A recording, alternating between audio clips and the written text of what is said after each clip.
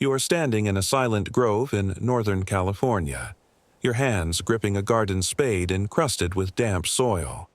The morning fog hasn't lifted yet, and the dew is soaking into your worn canvas work jacket.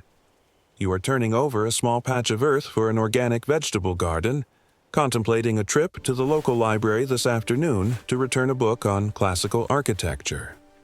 This life of anonymity has lasted 5 years, and you have almost forgotten that your surname is a global synonym for the flow of 5% of the world's wealth. That peace shatters the moment you hear the heavy, synchronized roar of engines. 3 midnight black armored SUVs tear through the private gravel driveway without warning, tires spitting stones against the silence. The doors swing open in unison, and 8 men in tactical suits and earpieces emerge, surrounding you with their hands hovering over the grips of their sidearms. A man in a sharp charcoal suit steps forward. It is Mr. Chen, your family's lead legal counsel and the only person who knew your location. He offers no greeting, simply handing you an encrypted tablet. On the screen, a scrambled satellite feed shows a grim reality. Your father, the patriarch and supreme chairman of the group, suffered a massive stroke 3 minutes ago during a private gala in Switzerland. Simultaneously, your 2 older brothers, the primary heirs, were caught in a coordinated serial explosion while en route to the hospital. Their status is listed as presumed deceased. Mr. Chen speaks with a clinical coldness, his words moving at the speed of a closing trade. He informs you that at this very second, the family committee is moving to seize the assets. They're using clause 17B, then 23C, and this loophole here. We have to act now before the vote is finalized. If you do not sign the Emergency Fiduciary Activation Agreement now, a document triggered by this sudden collapse in the line of succession, you will not only lose your inheritance, but will be liquidated within the hour for knowing too much and being worth too little. Your hand shakes as you hold the spade, soil slipping through your fingers. The choice is a binary. Die this morning in this garden you love and become a nameless statistic, or sign the screen and step back into the blood-soaked labyrinth you once tried to escape. Looking at the hollow, lethal eyes of the security detail, you realize there is no choice at all. You drop the spade and trace your signature across the glass with a finger still stained with dirt. As you are ushered into the heavy, pressurized cabin of the lead SUV, Mr. Chen hands you noise-canceling headphones and a secure terminal. Your first executive order must be issued within the 20 minutes it takes to reach the airfield. You must decide whether to authorize the remote shutdown of the group's 3 private data centers in Southeast Asia, which hold the communication logs of your late brothers. If you shut them down, you lose the evidence to find their killers. If you leave them open, the hackers hired by your uncles will breach the firewall within 5 minutes, obtaining financial records of your father's late-life dealings that could be used to delegitimize the entire direct bloodline. You stare at the countdown on the terminal, your heartbeat echoing in the headset. Your logic must shift instantly from civilian to predator. You order the data centers not to shut down, but to initiate a physical self-destruct of the server racks. This destroys both the evidence and the trail, signaling to the vultures waiting in the boardroom that a far more decisive heir has arrived. You lean back against the leather seat, watching the forest blur into a streak of green, knowing your life is over. You are now the prey of a global dynasty, and its only hunter. The private jet crosses the Pacific at high altitude, and sleep is a luxury you cannot afford. The screen in front of you displays the group's staggering architecture, 26 subsidiaries spanning energy, semiconductors, and deep-sea mining, with a relative lurking behind every node. Your current title is Interim CEO, but that title expires in 72 hours unless you can secure more than 51% of the voting rights at the upcoming global board meeting. Your first major strategic hurdle is your Aunt Susan. She controls the group's massive logistics network, the very veins of the empire. She sends you a brief audio file hinting at her support. The board is unanimous. We need your decision now. This is the only way to protect the family legacy. But the price is a 30-year exclusive service contract that would effectively hollow out the group's future profits for her benefit. You must decide whether to accept this poisoned alliance or reject her and face the total paralysis of a global logistics strike. Within 2 minutes, you pull up Susan's tax records from the last 3 years, files your father had secretly gathered for just such an occasion. You find 3 undisclosed transfers in the Cayman Islands linked to illegal arms trafficking. Your strategy is not compromise, it is annihilation. You do not reply to her message. Instead, you forward a fraction of the evidence to her private email, CC in the International Anti-Money Laundering Task Force currently auditing the group. 15 minutes later, Susan calls. Her voice is a frantic tremor. She pledges unconditional support. You realize that in a trillion-dollar power structure, loyalty is a myth. Only the mutual architecture of fear is stable. The cost is the final destruction of familial warmth. You are no longer the nephew who listened to stories at the Thanksgiving table. You are the tyrant holding a knife to a relative's throat. When you arrive at the corporate headquarters, a monolithic tower piercing the night sky, you head straight for the top floor.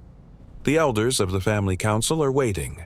Your Uncle Arthur is sitting in your father's chair, swirling a glass of ancient scotch. Your brothers are confirmed dead, and your father's prognosis is terminal. He presents a joint governance declaration, demanding the master keys to the group's core algorithms. You do not sit. You stand across from him, framed by the city lights.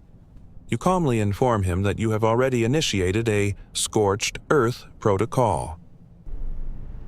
If your biometric signature is not updated at the central server within the next 6 hours, every offshore account held by the group will trigger an automatic self-reporting feature. That means everyone's money, including his own hidden billions, will be frozen by daybreak. It is a suicidal, high-stakes gamble. Arthur's face turns ashen as he realizes you are willing to burn the entire empire to the ground to maintain control. The next 4 hours are a grueling negotiation of shadows. By yielding a small percentage of non-core profit distribution, you secure the council's silence. You keep the keys, and more importantly, you brand yourself into the collective mind of the elite as a madman willing to flip the board. This reputation protects you initially, but it places a permanent bullseye on your back. Months pass in a blur of escalating tension. You have transitioned from an interim figure to the true architect of power, but the risks have only become more invisible. You now face a technical coup from within. Half of your R&D team has been covertly bought by your cousin, and they are attempting to plant a backdoor in the next-generation energy management system to bypass your executive override. The moral dilemma is acute. If you move publicly against the R&D team, the group's stock will crater, wiping out the life savings of millions of small shareholders and potentially triggering a regional financial crisis. If you stay silent, you become a puppet. Your logic becomes cold and surgical. You do not call the police or issue pink slips. You use the group's private security arm to move the families of those 20 core engineers to a private island in the Mediterranean within 24 hours. You tell them it is a vacation, but they know exactly what it is. You offer them an impossible choice. Rewrite the system architecture in 3 days to remove the back door and plant a counter-virus targeting your cousin's assets instead. It is blatant human coercion. As you watch the engineers work on the monitors, their faces tight with terror, something inside you called mercy finally flickers out.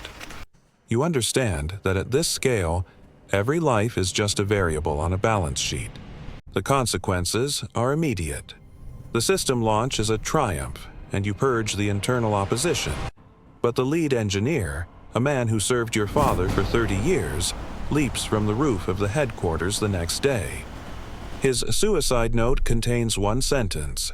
A devil has taken the throne. You sit in your office, read the note, and feed it into the shredder without expression. You have no time for guilt because your aggressive tactics have united the other family branches against you. They are now coordinating with rival conglomerates to launch a massive short-selling attack on your stock. You control an empire worth $1.5 trillion, but you carry an equal weight of debt and hatred. You haven't left the tower in 3 years, except for funerals. Your daily decisions affect the livelihoods of millions and the currency stability of nations. You discover that the top of the pyramid isn't a sunlit terrace. It is a dark, pressurized, airtight chamber built for one. In a secret negotiation regarding the global chip supply chain, you are forced to choose. Sacrifice the group's entire physical asset base in a specific country to gain a government-led antitrust investigation against your rivals, or protect the assets and watch your competitors overtake you through illegal infusions of capital. Behind this decision are tens of thousands of factory jobs and the legacy of generations of your family's labor. You choose to sacrifice the assets. Under your command, the industrial parks that cost tens of billions are shuttered in a week. The fallout is immediate. Mass protests and a barrage of media vitriol.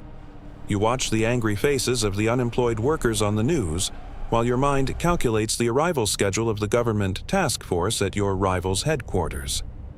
This cold-blooded play wins you the war. Your rivals are bankrupted. 2 commit suicide, and the rest will spend their lives in prison.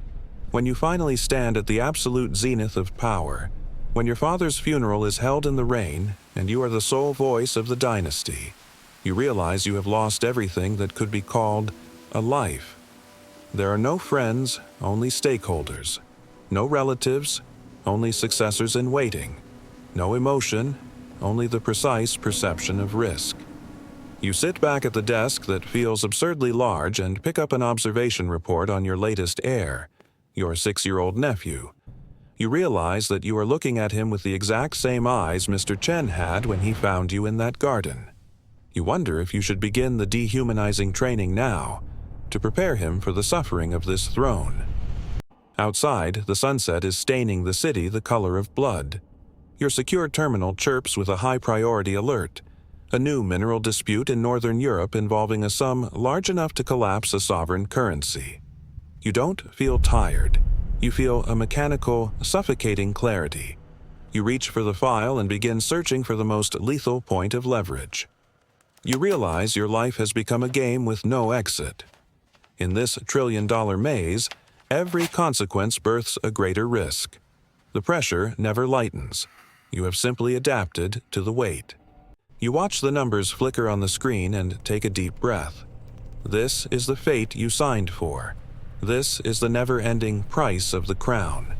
You pick up the phone, your voice as calm as a stagnant well. You issue the next command without a hint of hesitation. You don't know if the sun will rise on your desk tomorrow, but you know that as long as you are in this chair, the machine must run. The war never ends. It only grows.